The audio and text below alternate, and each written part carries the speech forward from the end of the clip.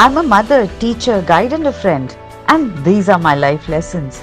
I'm Dr. Neetikaushik and welcome to my channel Nitty Gritty with Dr. Neetikaushik. Namaskar. Welcome to Nitty Gritty with Dr. Neetikaushik.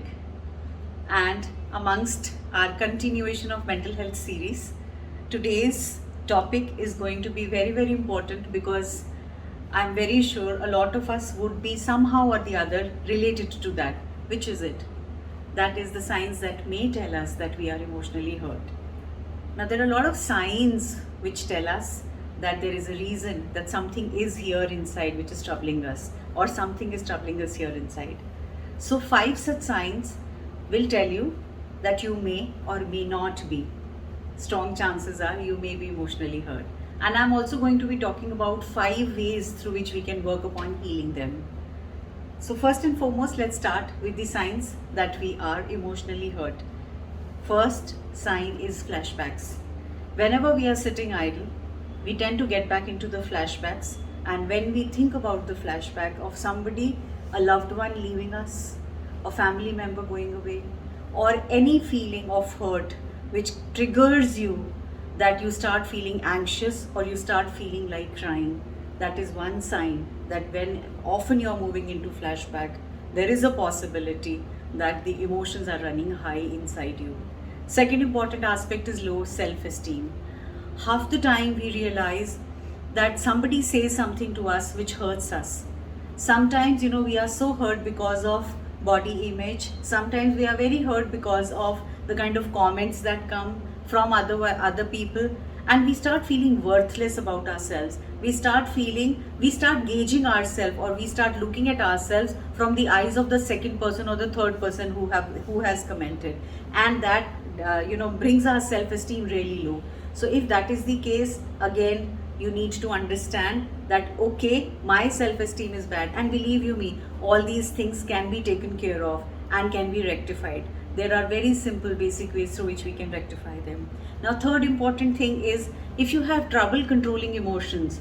Now, when I say trouble controlling emotions, that means a very small instance happens and you get agitated quickly.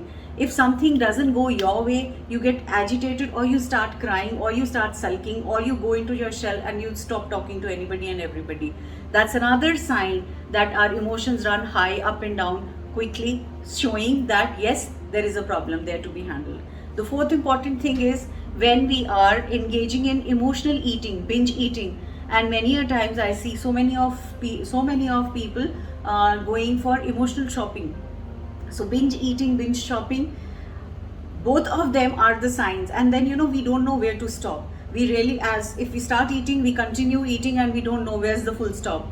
We don't understand when to stop shopping, and we go on and on and on. So that is basically, both the things are telling us to divert our attention, and that attention is diverted for a very short duration of time, not for a longer time, because again the same cycle will be repeated and very soon you will be back to the same grid. The fifth point is chaotic sleep. So when you are sleeping and you have disturbed sleep, you are not able to sleep for good 7 to 8 hours properly well, that is another sign that there is something which is triggering you and you may be emotionally wounded. Now we understand that, okay, fine, even if out of these 5 I say that there's someone who is undergoing 3 of them or 2 of them, what are the ways through which we can heal? So I am going to be talking about 5 small little ways, or 5 small little tips which I'll try and give you, through which the healing can take place. First and foremost, we must understand that every person undergoes stress, trauma, difficult times in life. That doesn't mean that you are the only one who is undergoing that. Everybody in life undergoes, they say that the heartbeat goes up and down, up and down. The same goes, pulse goes up and down, up and down. It cannot be a straight line, because that's the line of death. So in that case, please understand, everybody undergoes that stress and trauma. You are not the only one. So don't isolate and identify yourself, or put a tag onto you that I am the one in the whole world, who's sulking, and I am the one in the whole world who's emotionally wounded. No, there can be very many more people.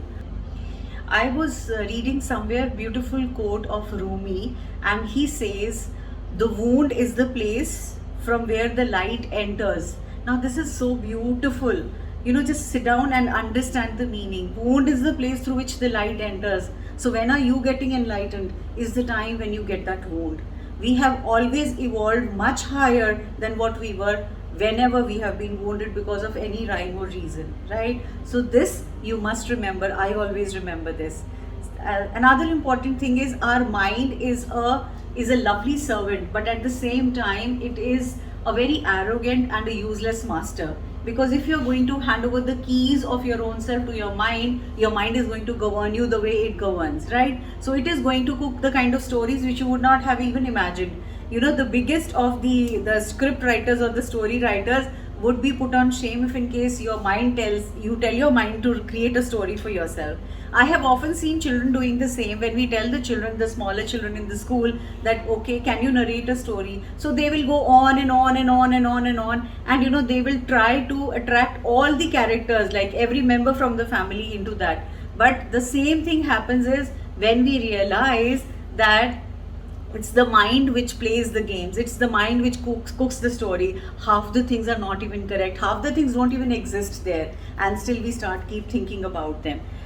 Third important aspect is how you can heal yourself is when you are sitting in isolation, think about the time, your childhood time, the time when you were as a child. What were the things that deterred you? What were the things that troubled you? What were the things that hurt you, which you are still carrying? So your childhood stresses, your childhood traumas, and your childhood agonies half the time are the ones which are playing role even now at this stage or age. As you grow in life, they become all the more jarring and all the more bigger in appearance, and they trouble you all the more. So there are so many ways through which you can have your childhood issues resolved, and you can ponder over them, you can think over them, you can pen them down.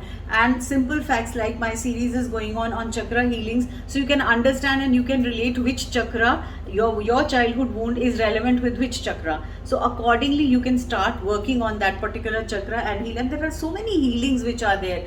Chanting is there, meditation is there, simple healings are there, and those healings are miraculous. They really are. So in that case, I would request you to kindly go through those videos on my channel and have a look at that. Last but not the least, there is the beautiful prayer which I always advocate and always talk about healing, and that is a very simple prayer. In fact, I have made a video for that, so I'll repeat those 4 lines. I love you, I'm sorry, please forgive me, thank you. So this is Hoaponoapono prayer, for which I have created a separate video as to make you understand what kind of prayer it is, what kind of healing it talks about, and how we can be healed because of this reason. So please try and go through that and start doing. Believe you me, that prayer has healed lakhs and lakhs and lakhs of people, and to my knowledge and my understanding, so many of us, including me, at times when I needed, I have used it ample times and I have got healed because of this particular prayer. So these were a couple of things. One small thing before I wind up is, one small little suggestion or an advice or through of my utter sheer experience I would like to share with you. There is a quote like, hurt people, H-U-R-T, hurt people. So when I say hurt people, so what does it mean? Basically, just ponder and wait. The person who has hurt you must be hurt inside. There can be reasons for that. Try and stepping into the shoes of that person. We understand that we may not be able to, forgive the person or forget that person. But still, please step into the shoes of that person and understand which ways is that person hurt, that he has or she has hurt us. Okay? And once you will step into the shoes, you probably will have better answers to what I'm trying to explain it to you. And if you cannot forget, forgive and walk away. Walk further. Create your boundaries and go ahead. At least be clear from here. So thank you so very much for getting connected with Nitty Gritty with Dr. Neetikaushik. And the next video which is coming to you, it's going to be all on heart chakra.